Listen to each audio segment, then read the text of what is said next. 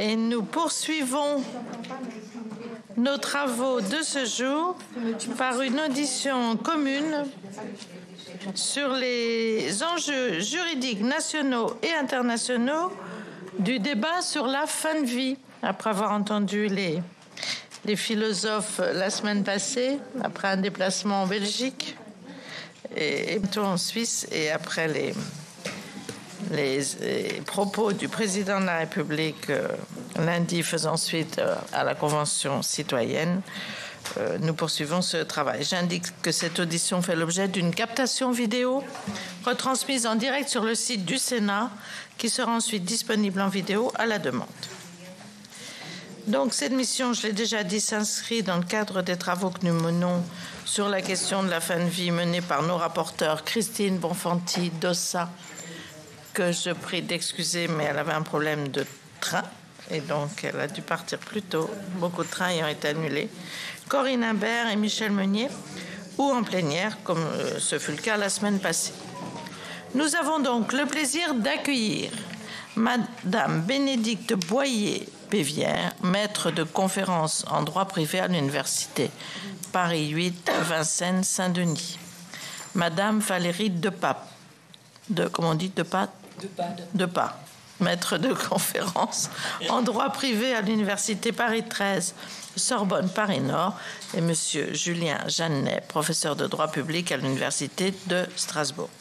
Je vous propose donc de commencer par un propos liminaire relativement bref, afin de laisser toute leur place aux échanges qui suivront. Madame Boyer-Pévière, vous avez la parole. Voilà.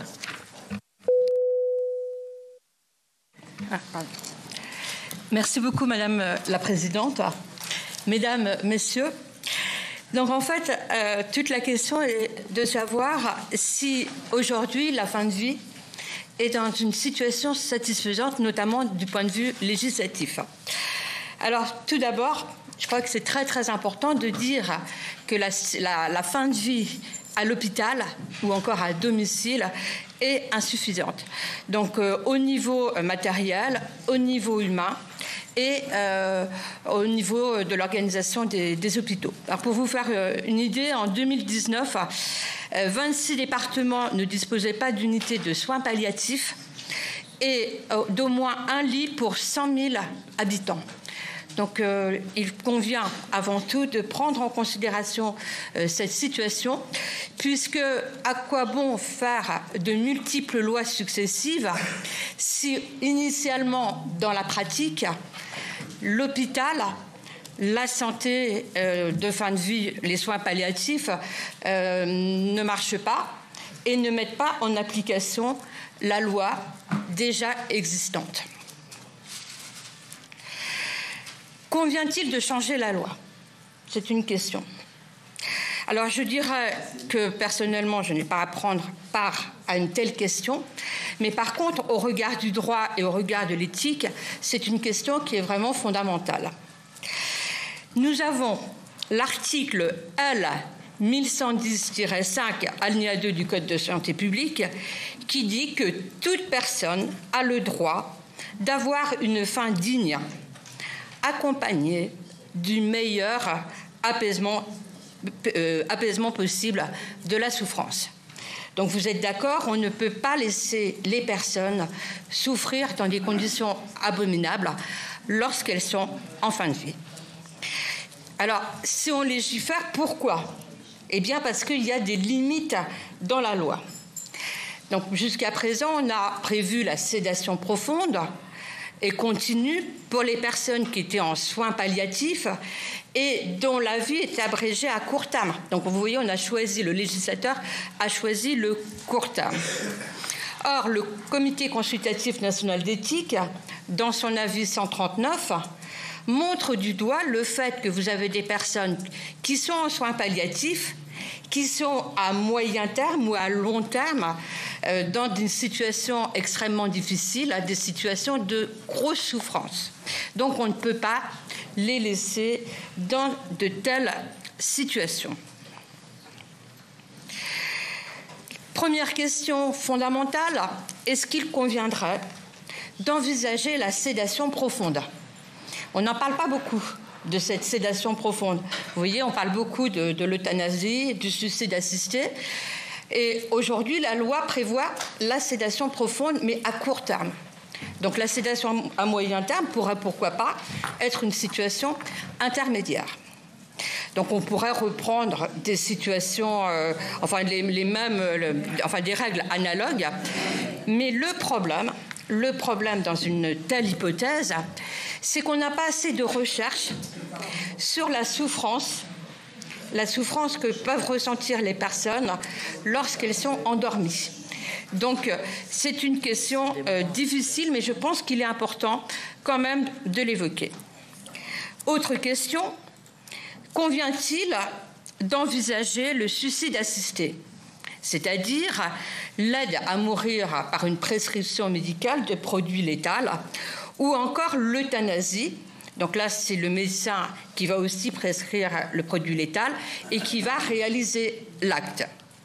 Situation extrêmement complexe, qui reste vraiment difficile à réfléchir. Et vous, parlementaires, vous avez un rôle très très important à lire pour bien voir un petit peu cette balance entre les éléments positifs et les éléments négatifs. Alors déjà, l'euthanasie ou le suicide assisté, eh bien, il ne faut, à mon sens, les limiter dans la loi, dans la succession des lois qu'on a eues jusque-là, uniquement dans des cas très très très exceptionnels, notamment, comme je vous l'ai dit tout à l'heure, lorsque la loi ne peut pas prendre en considération le moyen terme ou le terme dans la souffrance réfractaire. Il faut limiter ça aussi aux soins palliatifs. La question aussi qui viendrait se greffer là-dessus, ce sont les risques.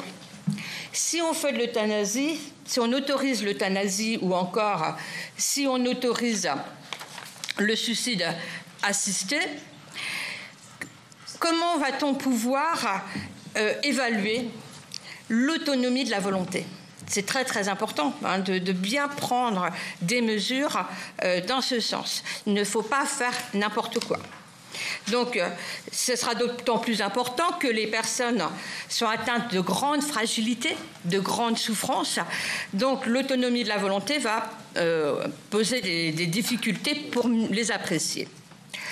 Nous avons aussi les risques de stigmatisation sociale, les risques de stigmatisation professionnelle et même les risques d'auto-stigmatisation. C'est-à-dire que la personne va se dire « je suis en fin de vie, je suis un fardeau pour ma famille ». Et peut-être même qu'un jour, l'hôpital, surtout qu'il n'y a pas beaucoup de lits, va se dire « on n'a pas de place ». On n'a pas de place, on a peu de lits en soins palliatifs, c'est ce qui existe déjà dans la réalité. Peut-être qu'on va plus aller dans le soin, dans l'euthanasie. La question qui se pose, c'est la proportionnalité. La proportionnalité, c'est-à-dire entre l'apaisement qu'on peut apporter aux personnes et entre les risques qui peuvent exister pour protéger la personne. À chaque fois, vous voyez, la finalité, c'est la protection des individus dans une très grande vulnérabilité. Alors bien sûr, on a, pour pouvoir évaluer cette proportionnalité, mes collègues vont pouvoir développer davantage après, tous les grands principes. Principe de dignité, principe de liberté, principe d'égalité, principe de solidarité. Ce qu'il importe aussi de réfléchir, c'est la situation des professionnels de santé. Professionnels de santé qui ont été largement éprouvés, déjà par rapport à la situation de l'hôpital, mais aussi par rapport au serment d'Hippocrate.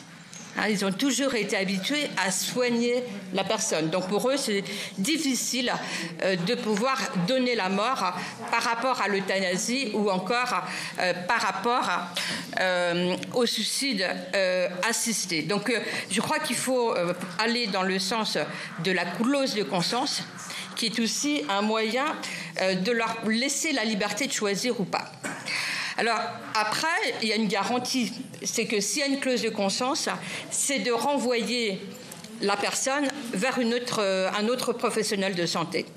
Donc, il y a cette possibilité-là, mais on pourrait aussi prévoir une autre possibilité, créer 5 ou 6 unités dans toute la France qui prennent en charge les personnes atteintes de sédation profonde et atteintes de qui souhaiteraient faire de l'euthanasie en fait, ce serait des services complètement dédiés et ça déchargerait le poids des professionnels de santé. Donc, rapidement, il convient aussi de prévoir des services très, très spécifiques pour la prise en charge des personnes. Il convient aussi de prévoir des financements dédiés aussi bien dans les établissements que par rapport à la tarification adaptée concernant les dits actes. Et pour terminer, je vais insister sur ce point, on n'en parle pas du tout. C'est l'accessibilité du droit.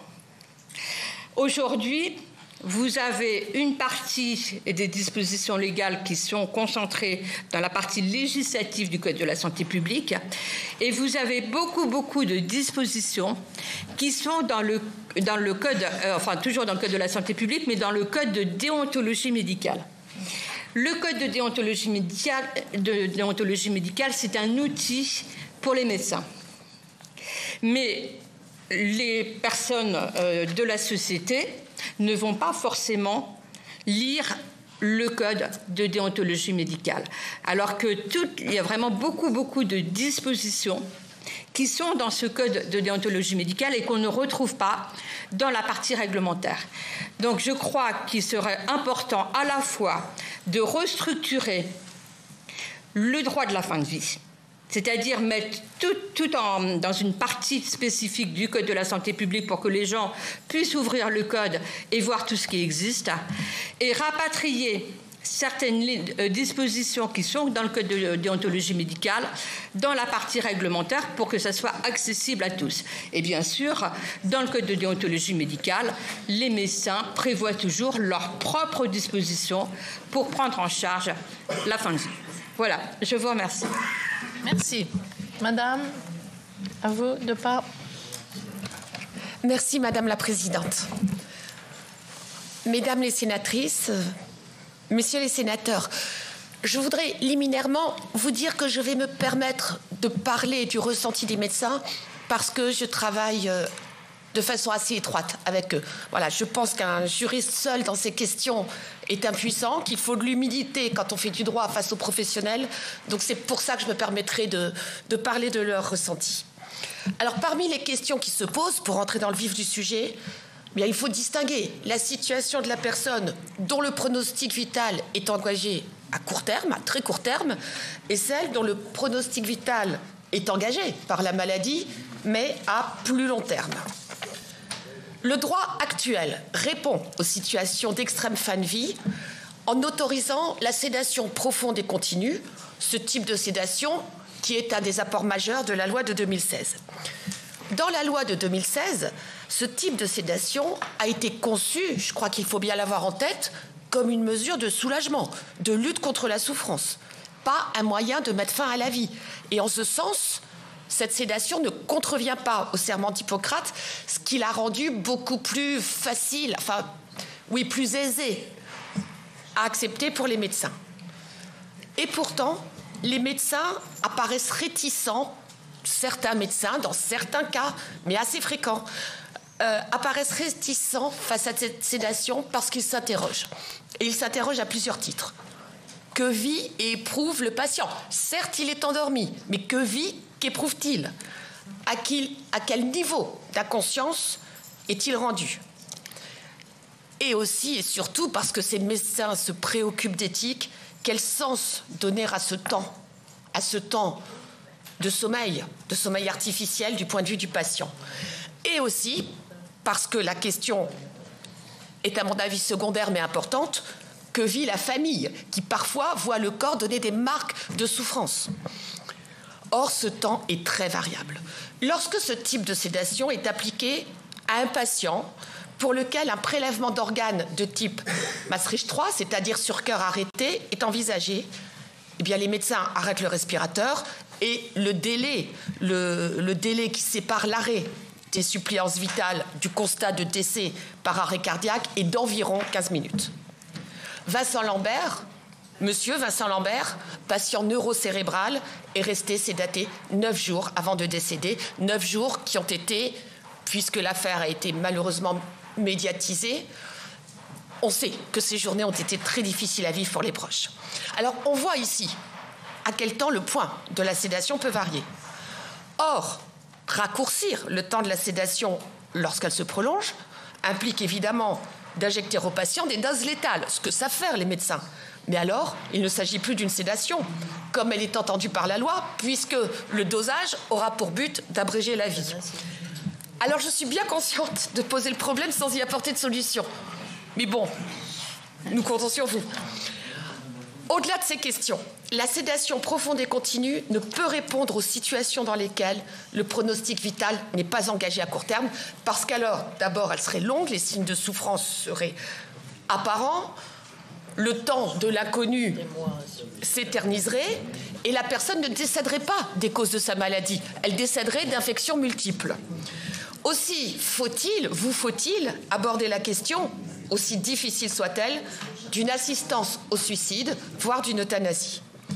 Notre président, très récemment, a fait savoir souhaiter l'élaboration d'un modèle français de fin de vie. Il me semble que cette expression souligne toute la difficulté de la transcription juridique d'un droit à l'aide active à mourir. Il va falloir le transcrire, mais ce sera une tâche particulièrement difficile. Cette expression, à mon sens, signifie que la loi ne peut simplement acter la volonté des Français quant à l'ouverture d'un droit à une aide active à mourir. Elle doit l'acter dans le respect des valeurs essentielles d'humanité, de solidarité, d'accompagnement des plus vulnérables qui sont les nôtres. Et en ce sens, la loi sur la fin de vie doit d'abord apporter des propositions de vie en réponse aux craintes que les Français expriment d'être abandonnés en situation de souffrance. Alors, de ce point de vue, les deux questions, évidemment, de l'offre de soins palliatifs et d'un droit à choisir le moment de son décès sont liées. Elles sont différentes, mais elles sont liées dans le temps. L'insuffisance des soins palliatifs fausse le débat parce que dans le paysage désolé et désolant des soins de vie, l'aide à mourir ne devra jamais devenir un moyen d'éviter l'agonie. Si une procédure d'assistance à une mort anticipée, quelle qu'en soit l'appellation, devait être légalement instituée, elle ne devrait pouvoir être mise en application sans que l'ensemble des soins médicaux possibles, techniquement possibles, envisageables en l'état des possibilités scientifiques, aient été préalablement proposés aux patients. Des soins de qualité, et quand je dis de qualité, une qualité temporelle, c'est-à-dire des soins qui puissent être dispensés le temps nécessaire. Parce que s'il en est autrement, l'aide active à mourir représentera une alternative par défaut à des soins de fin de vie de qualité. Alors, la question de l'aide active ne peut se poser qu'en cas d'impuissance de la médecine à calmer la souffrance. Les médecins expliquent qu'une fois la douleur, y compris psychique, apaisée, la demande de mort devient exceptionnelle. Elle existe, mais elle devient exceptionnelle. Dès lors que le maintien de cette demande apparaît en pratique exceptionnelle, dès lors que des soins palliatifs sont dispensés, n'est-ce pas uniquement ces cas exceptionnels que doit relayer la loi, en permettant l'aide au suicide non pas comme un droit universel. J'ai trouvé cette expression dans le rapport des citoyens, elle m'a un petit peu marquée. Donc, non comme un droit universel mentionné dans le rapport de la Convention citoyenne, mais comme un ultime recours. La décision relèvera du Parlement, garant de la souveraineté nationale et du fait majoritaire, car la question est sociétale. Néanmoins, comparée à d'autres, elle se distingue. Elle se distingue en ce qu'elle implique de façon majeure le médecin. C'est pourquoi un consensus doit être trouvé avec le corps médical. La clause de conscience permet au médecin de ne pas pratiquer tel ou tel acte. En l'espèce, il s'agirait de l'acte létal. Mais le médecin est tenu de contacter un médecin qui accepterait de le faire. de tout temps, des médecins ont aidé des malades à mourir par compassion pour ne pas les abandonner dans le cadre d'un colloque singulier. Aussi, les médecins qui accepteront de pratiquer l'acte létal l'accepteront certainement pour leurs patients, dans la volonté d'accompagner leurs patients jusqu'au bout de la route, jusqu'au terme de leur vie. Mais il est très peu probable qu'ils acceptent de prendre en charge un patient dans ce seul objectif, devenir des sortes de docteurs euthanators, si vous me permettez l'expression. Donc, une des difficultés principales de légiférer est ici que la loi va devoir se frayer un chemin vers la volonté du patient sans entraver le colloque singulier entre le patient et son médecin. Ce colloque doit être maintenu, ne peut être empêché par un droit qui serait un droit de créance à demander, à exiger l'euthanasie ou le suicide assisté. Un droit trop affirmé mettrait à mal ce colloque singulier tellement important, tellement nécessaire aux patients. C'est pourquoi, plutôt que de parler des critères de minutie, comme l'ont fait beaucoup de nos pays voisins, peut-être faut-il se concentrer sur le moyen d'assurer aux patients qu'il sera entendu, tout en protégeant un espace d'autonomie professionnelle qui permettra de respecter la singularité inhérente à chaque situation. Une loi ne répondra jamais à toutes les situations. Et une telle démarche n'empêche pas une intervention collégiale, afin que le médecin ne porte pas seul la décision, qu'on ne puisse ressentir une toute-puissance du médecin, et puis aussi pour permettre un autre regard, un regard collégial sur la situation du patient. Quoi qu'il en soit, le droit et ses limites devront être suffisamment solides pour résister à leur dépassement, tout en permettant un espace d'autonomie professionnelle qui, je me permets d'insister, respecte la singularité inhérente à chaque situation. Alors, dans notre paysage actuel de la santé publique, les usagers du système de santé ont peur. Ils craignent ils ont besoin d'être rassurés, ils doivent être rassurés. Ils doivent savoir qu'ils seront pris en charge de la meilleure façon qui puisse être et que si cette prise en charge ne peut calmer leur souffrance, une ultime solution leur sera apportée. Mais les usagers sont d'abord sans doute des citoyens auxquels les pouvoirs publics doivent offrir une société qui privilégie la vie en apportant aide, attention aux plus vulnérables, en prodiguant les soins le plus longtemps et le plus raisonnablement possible, en accompagnant ensuite dignement le décès en dernier recours. Et je crois pouvoir dire qu'on peut, en tant qu'usager pour soi-même, souhaiter savoir qu'on sera entendu le jour où on décide de dire stop au traitement, sans pour autant, en tant que citoyen, souhaiter vivre dans une société qui ouvrirait trop largement la possibilité d'une fin de vie. Merci Madame la Présidente. Mesdames et Messieurs les sénateurs, c'est toujours un plaisir pour un universitaire d'être invité à présenter le fruit de ses recherches dans l'espoir de pouvoir contribuer à éclairer la représentation nationale. Vous m'avez demandé de venir vous éclairer sur le cadre juridique de la fin de vie dans différents pays. Professeur de droit constitutionnel, je m'intéresserai surtout à des principes constitutionnels, à des décisions rendues par des juridictions constitutionnelles et au contexte dans lequel certaines lois ont été élaborées dans d'autres pays, conduisant à dépénaliser, à autoriser ou à organiser une aide active à mourir sous certaines conditions. Et je partirai à cet égard d'une tension qui traverse de nombreuses démocraties contemporaines. D'un côté, la provocation de sa propre mort est un acte d'autodétermination personnelle qui prend la forme classique dans sa brutalité même du suicide. D'un autre côté, c'est un acte qui intéresse la société entière, en tant qu'il contrecarre le cours normal des choses. Et c'est à la rencontre de ces deux tendances que différents parlements, différents juges constitutionnels ont choisi de faire évoluer leurs droits dans le sens d'un plus grand accompagnement des candidats au trépas. Encore faut-il préciser ce dont il est question. L'aide à mourir peut renvoyer à 4 actions distinctes qui soulèvent des questions différentes du point de vue du droit. Dans l'ordre de la préparation de la mort, on peut distinguer l'interruption des traitements. Les médecins se contentent de laisser la mort survenir en son temps en arrêtant de soigner, et les soins palliatifs qui conduisent pour les médecins à prodiguer des soins destinés à soulager la souffrance du patient, notamment dans le cadre d'une sédation profonde et continue jusqu'au décès. A l'inverse, dans l'ordre du déclenchement de la mort, qui soulève des questions juridiques tout à fait distinctes, forme plus active d'aide à mourir, on distingue habituellement l'assistance au suicide, comme l'a rappelé l'une de mes collègues avant moi. On accompagne le patient qui commet in fine l'acte mortifère, contrairement à l'euthanasie stricto sensu, qui veut que l'acte mortifère délibéré soit commis par un auxiliaire, situation parfois nécessaire pour les plus malades qui ne pourraient pas se suicider eux-mêmes. Distinction qui est décisive en droit, mais qui en pratique est assez fine, on l'imagine, et ça soulève évidemment des questions. En la matière, il est assez courant d'évoquer certains de nos voisins, certains des pays qui sont autour de nous pour différentes raisons. Tout d'abord parce que certains d'entre eux ont privilégié des législations particulièrement libérales en la matière. D'autre part parce que des Français anonymes ou célèbres ont décidé d'aller finir leur jour dans ces pays.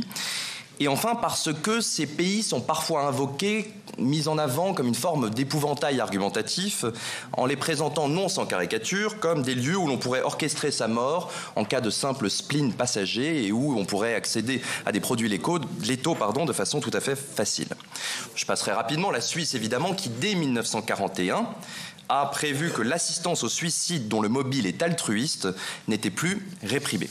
Les Pays-Bas, bien sûr, qui ont dépénalisé l'assistance au suicide et l'euthanasie en 2001 sous certaines conditions, la demande répétée du malade lorsqu'il peut l'exprimer, le caractère incurable de sa maladie, l'avis pris auprès d'autres médecins et le signalement de la mort aux autorités.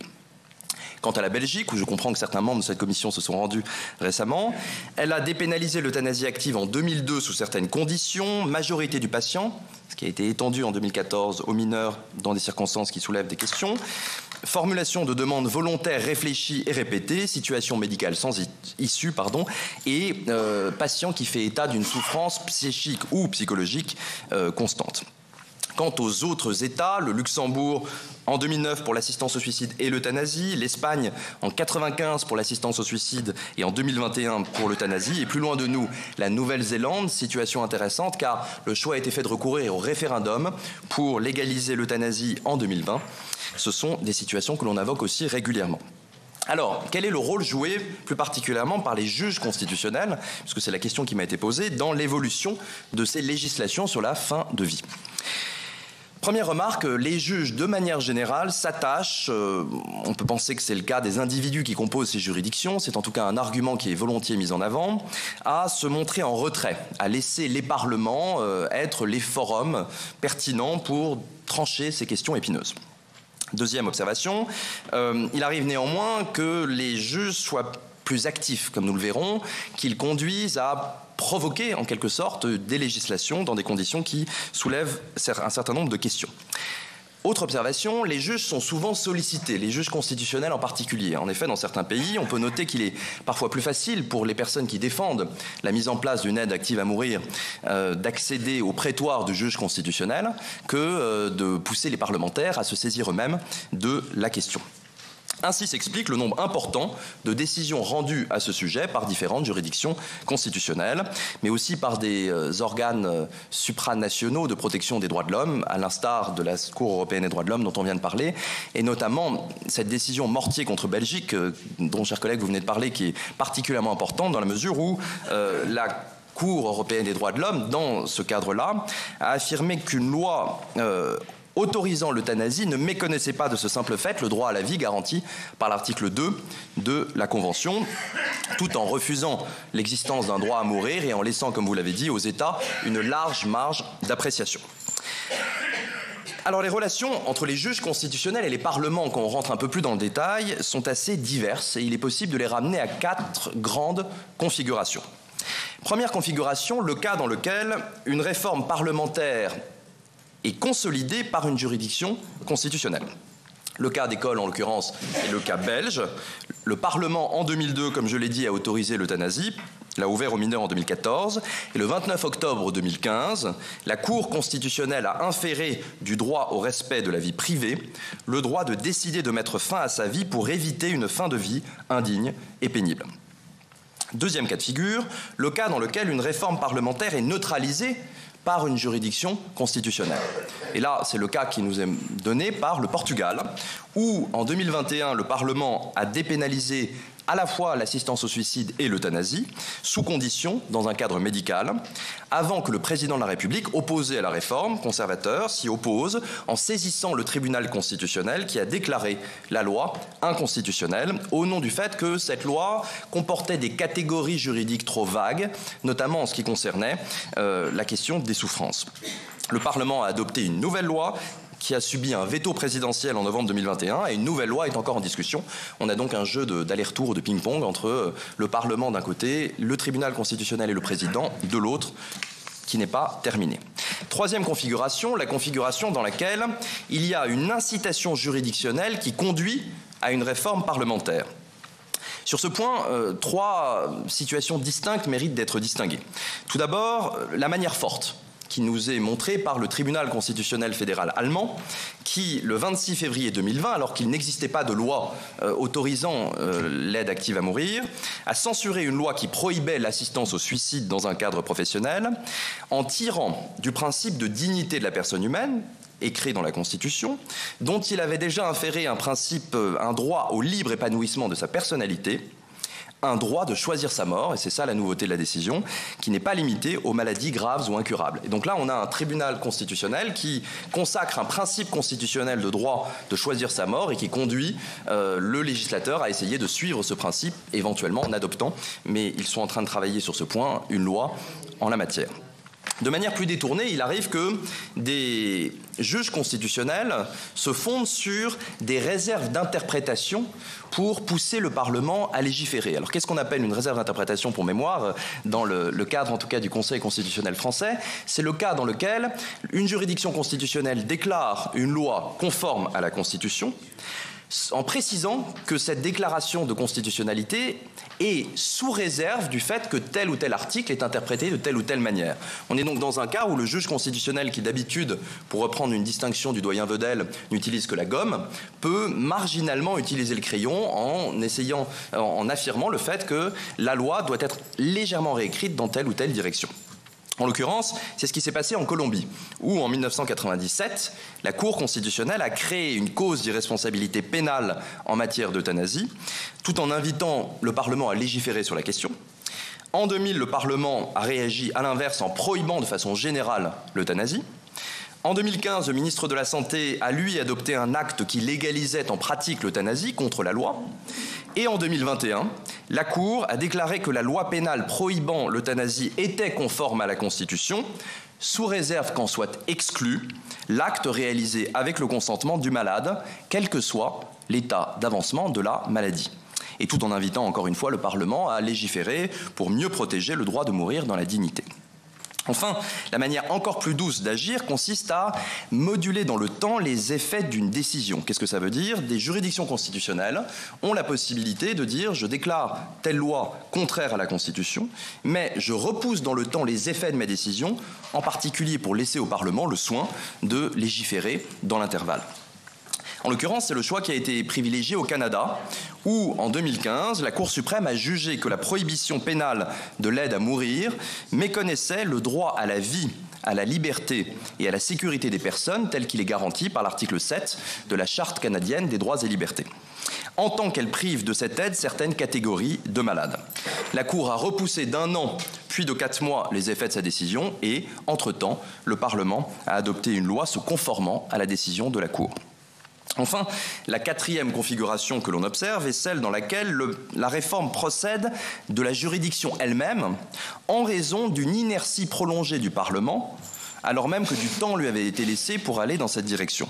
C'est la situation qui nous est donnée par la Cour, c'est l'exemple qui nous est donné par la Cour constitutionnelle italienne dans toute une saga qui a conduit à la Cour à rendre plusieurs décisions dans l'affaire Marco Cappato. Alors en quelques mots, Marco Cappato était un ancien parlementaire européen, activiste, qui a volontairement été accompagné un DJ qui est très connu, qui avait subi un accident de voiture très grave en Suisse pour y bénéficier d'une assistance au suicide. Il est revenu en Italie, il est allé voir les carabinieri en disant « voilà, arrêtez-moi, je viens de commettre une infraction en regard du code pénal italien », tout ça pour provoquer un grand débat sur l'aide à mourir.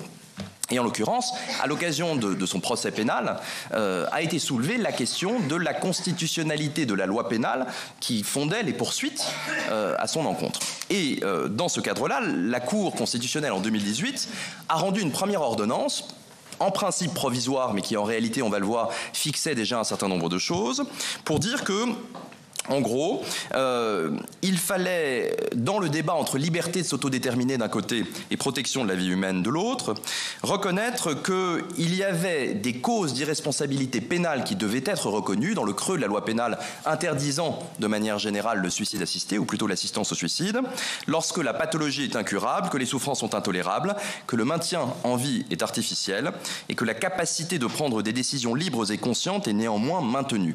Dans ce cas de figure, nous dit la Cour constitutionnelle, il convient de créer une cause d'irresponsabilité pénale, mais je ne tranche pas cette question moi-même, nous dit le juge. Je repousse d'un an non pas les effets de ma décision, mais la décision elle-même. J'affirme que cette décision n'est que provisoire, et d'ici un an, si le Parlement a légiféré, nous verrons bien. Le Parlement, un an plus tard, ne légifère pas, et un an plus tard, en 2019, la Cour rend une décision définitive, constatant l'inertie prolongée du législateur, et notant que la loi pénale est inconstitutionnelle en tant qu'elle ne prévoit pas une exception dans le cas de figure qui avait été identifié un an plus tôt. Je passe rapidement sur le fait qu'en 2022, troisième décision dans la saga Cappato, le même Cappato avait sollicité un référendum abrogatif d'initiative populaire, qui est une procédure qui permet de demander l'abrogation d'une disposition législative par référendum. Dans ce cadre, la Cour opère un contrôle et la Cour a bloqué, en l'occurrence, un tel référendum qui portait non plus sur le suicide assisté, l'assistance au suicide, pardon, mais sur l'euthanasie. En somme, la Cour italienne, dans ce cas précis, a écrit la loi sur l'assistance au suicide, en fait, du fait de l'inertie, certes, du Parlement. Elle a évité que la loi évolue en matière d'euthanasie. C'est un cas intéressant où une Cour constitutionnelle a fait, en l'occurrence, cavalier seul. Voilà pour mon parcours. J'ai d'éventuels éléments de réflexion sur le Conseil constitutionnel, mais peut-être qu'on va garder ça pour d'éventuelles questions. Alors, Émilienne Poumirol. Ensuite, Michel Meunier, les rapporteurs. Oui, Corinne. Oui, Madame la Présidente, moi je m'interroge un petit peu sur la place de cette audition aujourd'hui en commission, puisqu'il me semble qu'il y a un travail qui est en cours, en tout cas sur une mission sur les soins palliatifs. Malheureusement, je n'ai pas pu y participer, mais je ne reviendrai pas sur le fond du problème, qui est un problème extrêmement complexe. On a eu encore, donc pas plus tard que lundi, l'avis de cette commission avec 150 personnes qui ont été tirées au sort, qui a été rendue lundi après-midi ou lundi matin, je ne sais plus. Enfin, en tout cas, c'était lundi. Et je ne veux pas revenir sur le fond parce qu'on ouvrirait un débat que j'espère on aura, parce que j'espère bien qu'on aura un texte législatif qui fera avancer ce sujet et qui est extrêmement complexe.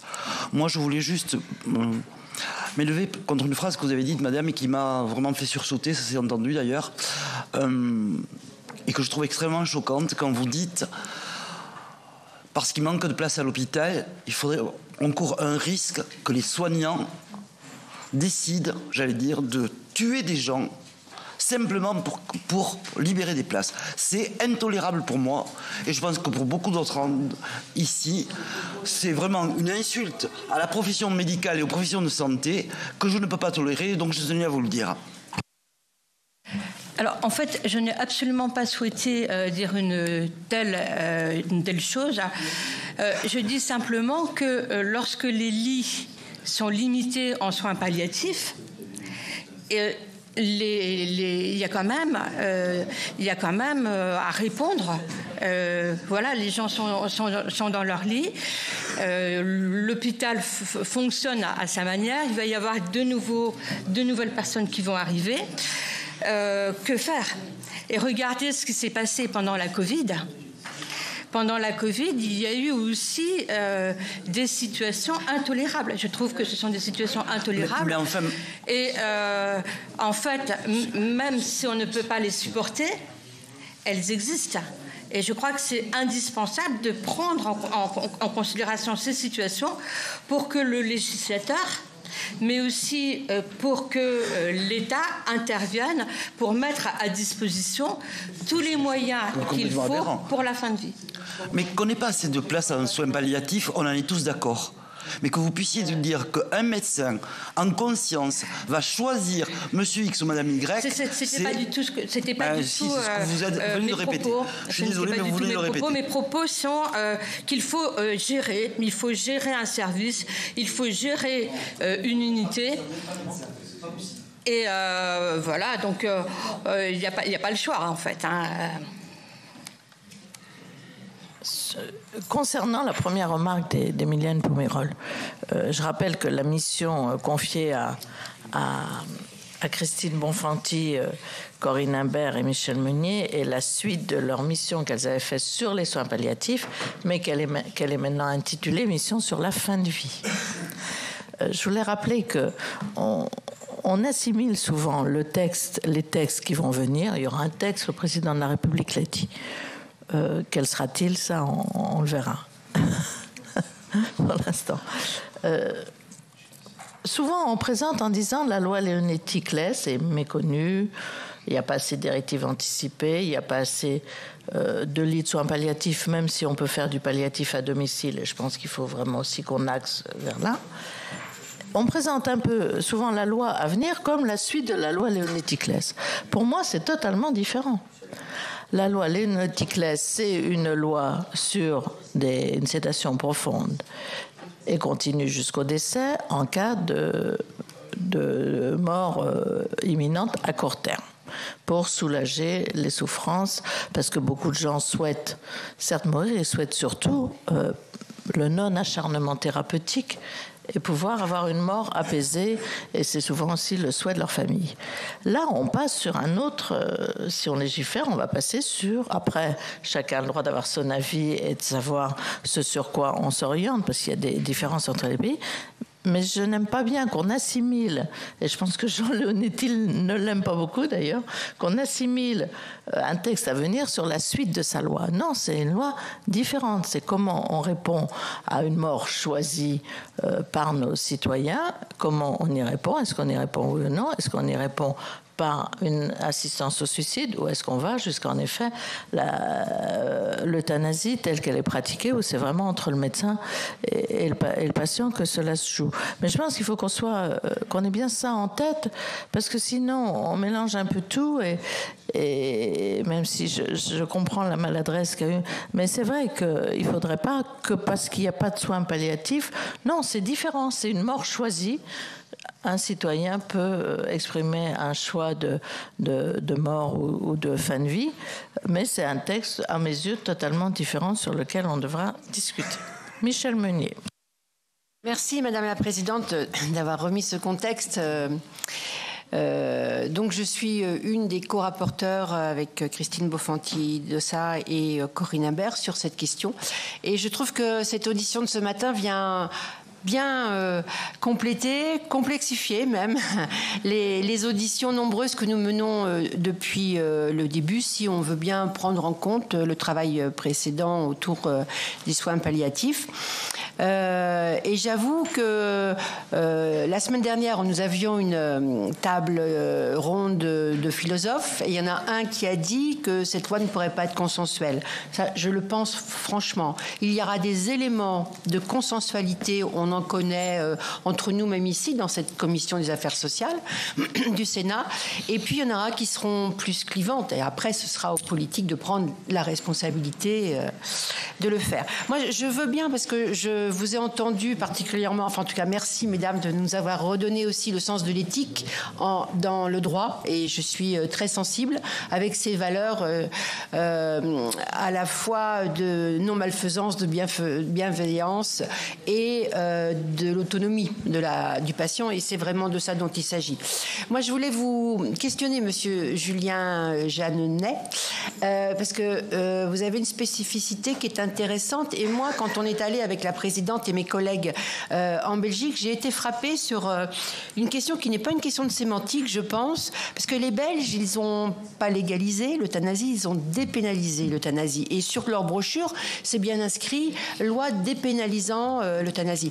Alors, je ne suis pas du tout juriste de formation et je voudrais bien avoir la perception, l'analyse de ce que vous faites. Quelle est cette grande différence entre voilà, les termes et par-delà les actes?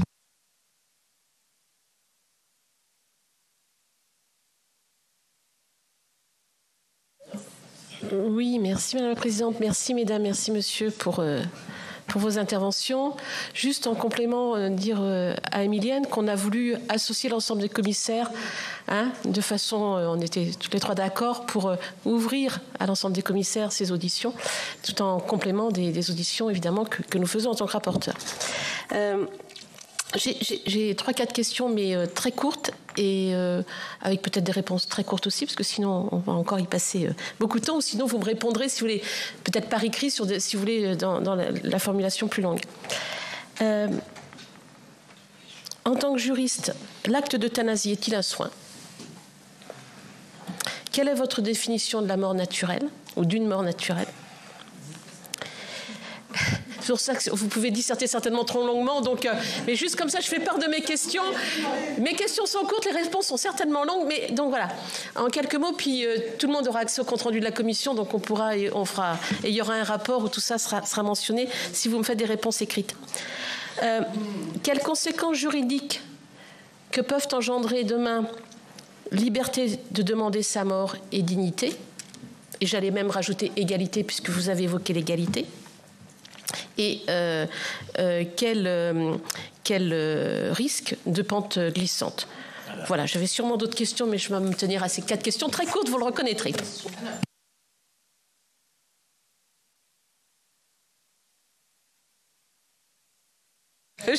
Alors, je vais me lancer de façon rapide, mais je n'ai pas toutes les réponses. Alors, l'euthanasie... est un acte qui consiste à injecter d'une façon quelconque un produit létal afin que la personne décède. Évidemment, ce n'est pas un soin dans le sens où ce n'est pas une mesure de confort. C'est pour ça que je pense que la réponse est totalement subjective en fonction des personnes qui répondront. Bien sûr, c'est pas un soin, c'est simplement la dernière solution, la façon d'arrêter des souffrances qu'on ne parvient pas à arrêter lorsqu'une personne est condamnée. C'est pas un soin au sens où ça ne procure pas un confort quelconque. C'est une façon d'arrêter les souffrances. Alors ensuite, une mort naturelle, dans le contexte dans lequel nous sommes, je pense que c'est une mort qui s'oppose à la mort provoquée par une substance injectée dans cet objectif. Est-ce que je continue? Peut-être vous allez répondre à la suite. La mort naturelle, justement, en Belgique, je crois qu'ils ont, en disant la personne décédée est considérée décédée de mort naturelle. Ça avait d'ailleurs un peu été le cas lorsqu'on avait examiné la proposition de loi de Marie-Pierre de la Gontrie que rapportait Michel Meunier. Il y avait cette notion qui apparaît compliquée, parce qu'une mort naturelle qui est d'une après un coup de seringue, c'est quand même compliqué intellectuellement à envisager, mais sur le plan juridique, ça tient, ça. Pour moi, non. Non, parce que à ce moment-là, qu'est-ce qu'une mort non naturelle? Voilà, pour moi, une mort naturelle, c'est l'achèvement de la vie lorsque le corps, l'organisme, cesse de fonctionner.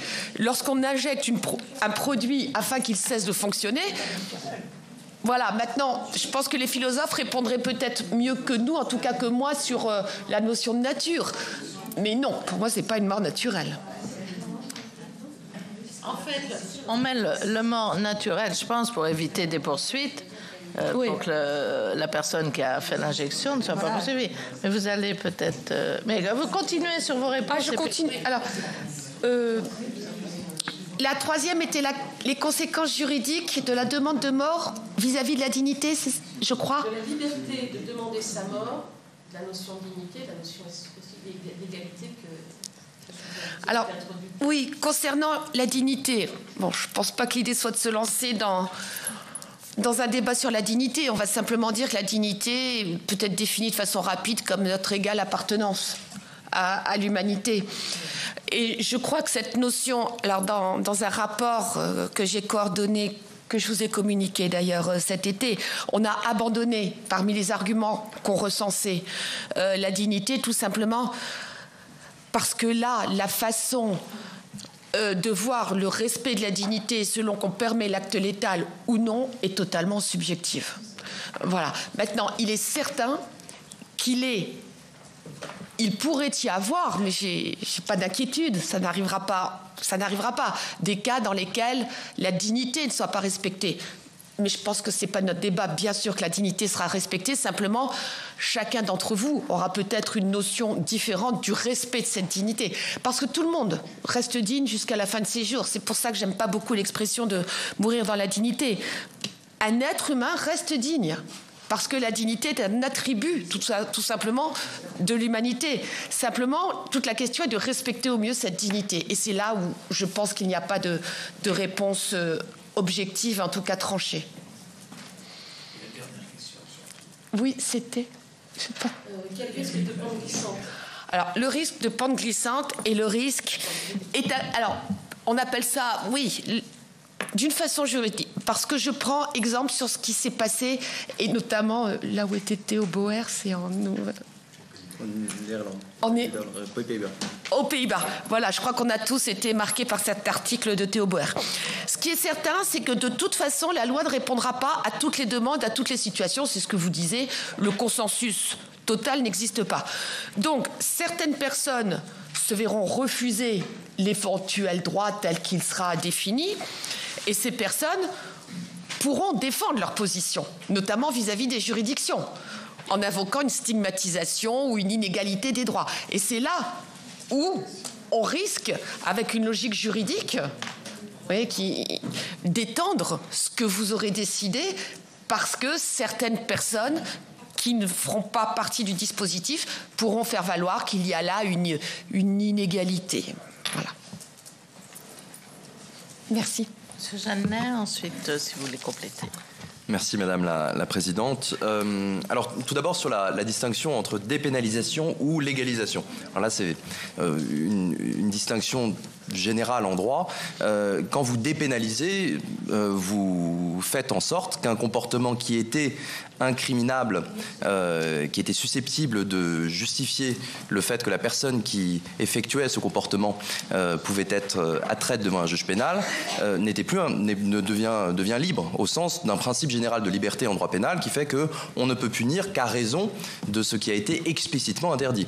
Donc, dès lors que vous par une loi, vous décidez que le code pénal ne punit plus tel comportement, ce comportement rentre dans le champ général des très nombreux comportements qui relèvent du principe général de liberté. La légalisation, qui peut d'ailleurs croiser partiellement la dépénalisation, elle conduit à ce qu'une loi explicitement autorise les individus à agir d'une certaine manière, avec tout ce que permet une loi, c'est-à-dire pas uniquement prévoir que c'est désormais autorisé, mais aussi prévoir les conditions dans lesquelles cela est autorisé. Et donc, lorsque vous dépénalisez, vous dites simplement ça tombe dans le champ général d'un principe de liberté. Lorsque vous légalisez, eh bien, vous pouvez fixer des critères, des conditions, des procédures, en disant voilà ce qu'il faudra faire si désormais vous souhaitez accéder à l'assistance à un suicide assisté ou à une euthanasie. En ce qui concerne, Madame la sénatrice, les questions que vous posiez sur certaines des plus grandes notions du droit public et constitutionnel, notamment français. La liberté, tout d'abord. En l'occurrence, évidemment, c'est très difficile de se prononcer sur un texte sans même le projet de loi qui va être le point de départ, peut-être, de vos réflexions et de vos travaux. Le principe de liberté, on peut considérer que la liberté serait accrue par l'ouverture faite aux individus d'accéder à ces fins de vie-là. La dignité. Alors la dignité, c'est évidemment une question tout à fait épineuse. C'est une catégorie juridique dont les contours sont extrêmement vagues, dont la charge politique, morale est évidemment très importante. Et donc le fait d'invoquer la dignité, en l'occurrence, il ne me semble pas qu'il y ait une solution toute prête que l'on puisse déduire de ce principe de dignité. En effet, on peut tout à fait invoquer la dignité au soutien de l'idée selon laquelle il faut permettre aux individus de choisir les conditions dans lesquelles ils souhaitent mourir, en particulier pour ceux qui sinon vont subir des souffrances atroces avant la fin naturelle ou normale, si j'ose dire, si l'on ne fait rien des choses. Et puis à l'inverse, il y a ceux qui vont dire mais c'est parfaitement indigne de rendre possible le fait que l'État autorise d'une manière ou d'une autre un acte positif conduisant à la mort des individus. Donc à cet égard, je ne suis pas certain que le principe de dignité vous soit il est incontournable, mais en même temps, je ne suis pas sûr qu'il vous soit d'une très grande aide en la matière. Quant à l'égalité, alors je ne suis pas certain de comprendre exactement les cas dans lesquels... En fait, c'était les conséquences juridiques de légiférer au nom de la liberté de choisir sa mort, de la notion de dignité, mais j'ai bien compris, et de l'égalité, puisque ça a été évoqué tout à l'heure. Alors, oui. Donc, en fait, c'est sur... voilà. C'est les conséquences juridiques que peuvent avoir cette l'égalité d'accès. Oui. Le principe d'égalité en droit français est un principe qui est tout à fait malléable, dans la mesure où, en gros, il prévoit le fait que des personnes dans des situations équivalentes doivent être normalement traitées de façon équivalente et que des personnes dans des situations différentes peuvent être traitées de manière différente dès lors que la différence de traitement est en lien avec la loi l'objectif de la loi qui prévoit ce traitement. Dans les faits, lorsque l'on regarde la manière dont les juges administratifs et constitutionnels en particulier utilisent le principe d'égalité, on constate qu'il y a une très grande malléabilité de ce principe qui dépend des paramètres choisis. Selon que vous vous concentrez sur tel ou tel aspect, eh bien vous allez considérer que les situations sont analogues ou comparables, ou à l'inverse, sont différentes et donc méritent ou rendent possible la possibilité d'un traitement différencié. En l'occurrence, il faudrait voir ce dont on parle. Est-ce que par principe d'égalité, on entend le fait que seraient traitées différemment des personnes qui seraient en mesure d'exprimer de manière consciente et répétée jusqu'au dernier moment leur soin de mourir, versus des personnes qui seraient plus en mesure de le faire et auquel cas il faudrait se fonder uniquement sur d'éventuelles directives anticipées. Quid, en l'absence de directives anticipées, on recroise des questions qui sont bien connues des spécialistes. Est-ce que le principe d'égalité veut que simplement on constate qu'en France, des personnes en général plus favorisées, plus informés savent qu'il est possible d'aller mourir en Suisse, au Luxembourg ou en Belgique, contrairement à des personnes qui ne le savent pas ou qui n'y ont pas accès et qui se trouvent à cet égard dans une situation différente. L'égalité à cet égard me paraît croiser ou être une ligne de fond dans l'intégralité de vos travaux. Quand je finis sur ce point au risque de la pente glissante, c'est évidemment un argument plus politique que juridique. Ma réponse de juriste consiste à dire oui, mais en même temps, vous êtes législateur. C'est-à-dire, si vous décidez de dire on peut faire ça, vous n'êtes pas obligé et c'est à vous de faire en sorte. L'argument a été utilisé en 2013 à propos du mariage ouvert aux personnes de même sexe. Il y a eu beaucoup d'arguments de la pente glissante. Bon, ensuite, le législateur a pu faire évoluer le droit ponctuellement sur des points précis, mais c'était à chaque fois en réfléchissant, en sachant pourquoi. Donc l'idée selon laquelle en bloquant une évolution, on se prémunirait contre le risque d'une évolution néfaste ultérieure, me semble de toute façon une idée assez faible, dans la mesure où à tout instant le législateur dans 10 ans pourra avancer avec un grand bond, si j'ose dire, s'il le souhaite. Donc faites ce que vous voulez faire à un instant précis sans trop vous poser la question des conséquences intellectuelles, idéologiques, politiques éventuelles de la loi que vous êtes en train de préparer.